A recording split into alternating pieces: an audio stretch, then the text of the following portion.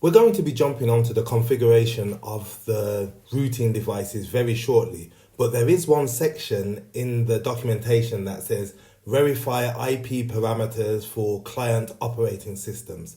And the client operating systems that we have access to are Windows and Linux. So let's have a look at our lab, and this will be our lab. We've got two endpoints, Bob and Lucy, and we have two Linux servers. We have a web server and a file server, and they are connected to our routed device. So we're going to configure our endpoints and our servers' IP addresses before we move on to the IP version 4 address of our router.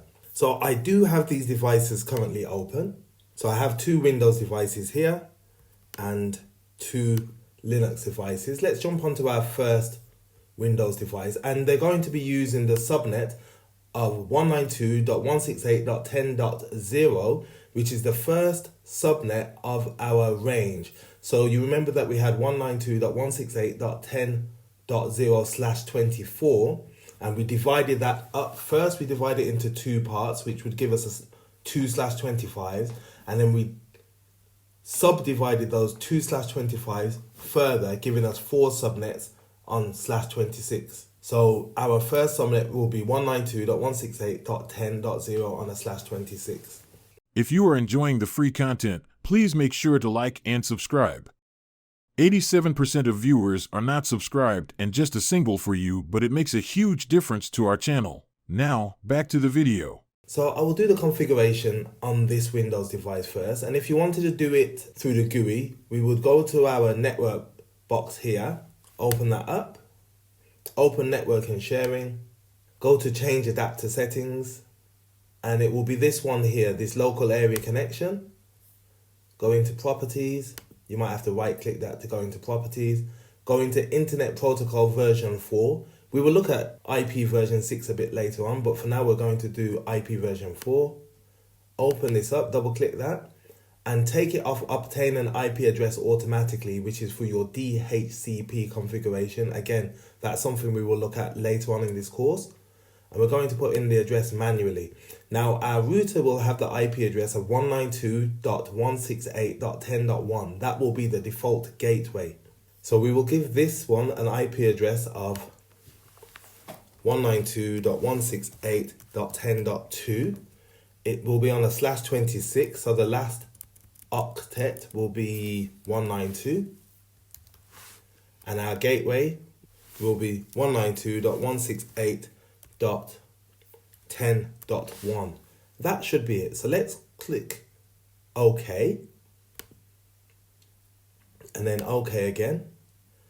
Now to verify that, we could jump onto this command prompt here, and we type ipconfig, and we can see that we have an IP address of 192.168.10.2. Now, if I jump onto the second Windows box, we could also configure that. Okay, this is actually the first Windows box, so we configured the second one. So we could also configure that directly from the command prompt. Now to do that, we could use netshow command. So netshow interface IP version 4 show config, which will do the same kind of command what we've got here. At the moment, we've got a 169 address with a /16, which is not what we want. So we will configure this with the IP address of .3 in the last octet. And to do that, we say netshow interface IP version 4 set address name. Now we can see that this address has the name, this interface has the name of local area connection, which is here. So that's what we're going to put in. So the name equals local area connection,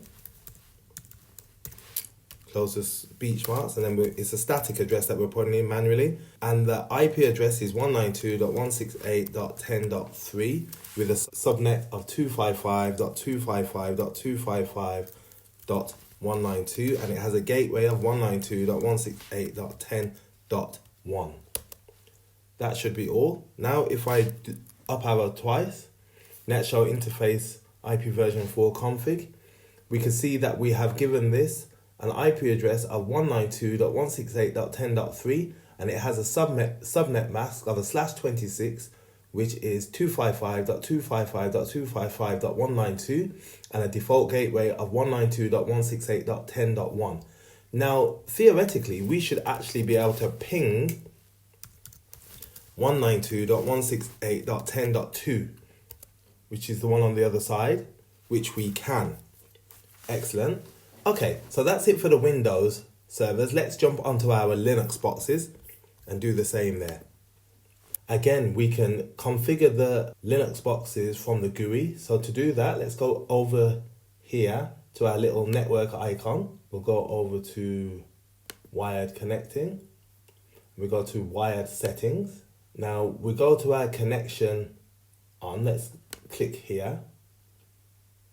This little box, go over to IP version 4, and we're going to say a manual configuration, and we're going to give it an address of 192.168.10.4. It's going to have a net mask of 255.255.255.192, and it's going to have a gateway of 192.168.10.1, and that should be it. If we now apply this, we should be able to do a verification if we jump onto a terminal box. So let's open up terminal. If I say sudo s, which will give me root access, put the password in. Now if I say IP address, we should be able to see that for ENS3, the interface of ENS3, we have an IP address of 192.168.10.4, and the broadcast address, because it's a /26, is 192.168.10.63. Now we should also be able to ping .2 and .3. They are on the same subnet. So ping 192.168.10.2, which we can, and .3, which we can. That's brilliant. And the last one that I'm going to show is if you wanted to do that same configuration but on the CLI, so without doing it through a GUI. And there's two ways to do that. You could use nmcli or IP address. Now I use IP address command, but a lot of people say that the real Linux gurus should be using nmcli. So we need to open up a terminal. Again, give ourselves root access. Add the password. Let's check it. So I just say IPA. Currently, interface ENS3 doesn't have any IP addresses assigned. So let's change that now. The first way I would do it is IP address add 192.168.10.5 on a /26 for the device of ENS3. And let's add the gateway, IP root, add default, and it's going to go via 192.168.10.1 for this interface. Let's say IPA. Yeah, we can see that that IP address has been added. Again, let's do a verification with a ping. Ping 192.168.10.2, which it is, and 10.4, which is reachable. Just test reachability. Yes. All right, so that's it for our client operating systems. In the next part, I'll be configuring the actual device. So we've seen the configuration of the endpoints. We've got Bob and Lucy's Windows machines configured, and we've also got 2 Linux servers configured. So it's time to jump onto our Cisco platform and configure our router now. And I have the router open. Let me just enable. I will stop some interruptions as well. So if we say line console 0 and say log synchronous, this just stops the command line getting interrupted when any updates from the router itself. Now I'm going to change the host name. So if I say host name router coach R1, and our connected interface is gigabit 0/0. So let's do that configuration. So if I say interface gigabit 0/0, I give it an IP address. This is our IP version 4 address of 192.168.10.1 on a /26.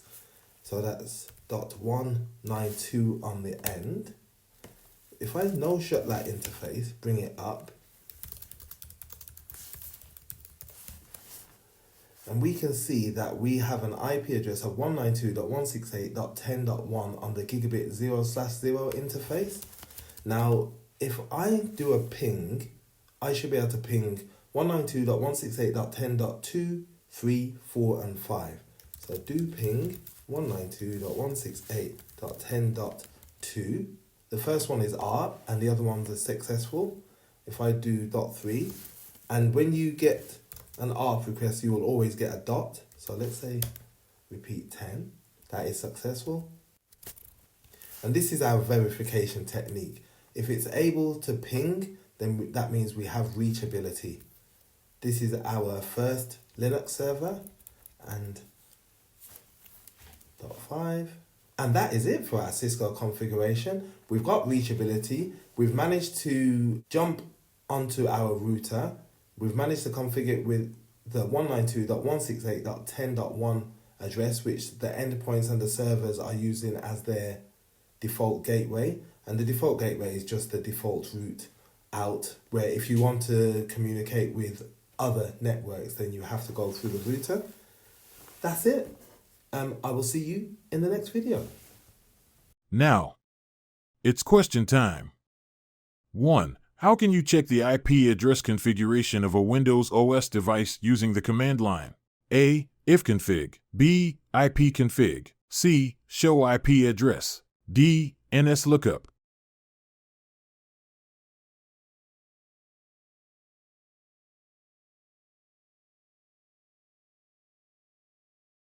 The answer is B. 2. Which IP parameter is responsible for ensuring that packets are routed to the correct network segment? A. Subnet mask. B. Default gateway. C. DNS server address. D. IP address.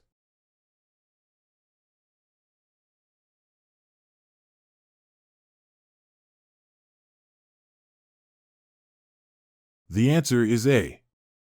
3. Which IP parameter determines the size of the network to which the client OS belongs? A. MAC address. B. Subnet mask. C. IP address. D. Default gateway.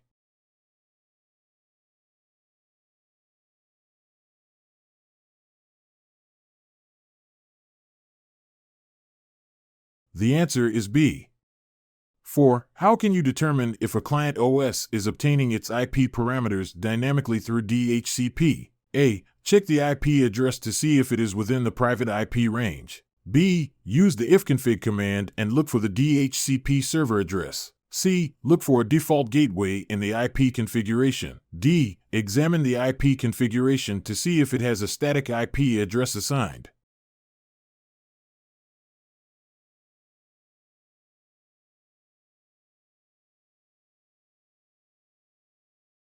The answer is D. 5. What command can you use in Linux to display the IP address? Configuration of a client OS. Choose 2. A. ifconfig. B. ipconfig. C. Show IP address. D. netstat. E. IP address.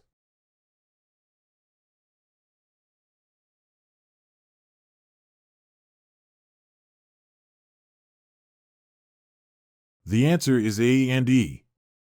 6. Look at the exhibit. Why is the first connection from a ping often unsuccessful? A. The destination device is busy processing other network traffic. B. The TTL, time to live, value of the ping packet is set to 0. C. The ARP, address resolution protocol, cache on the source device is empty. D. The ICMP, Internet Control Message Protocol, echo request packet is blocked by a firewall.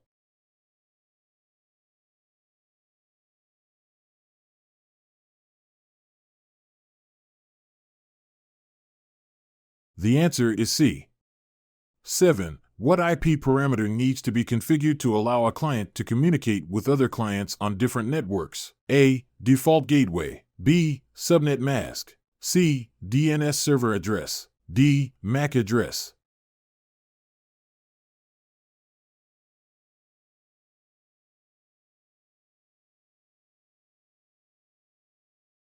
The answer is A.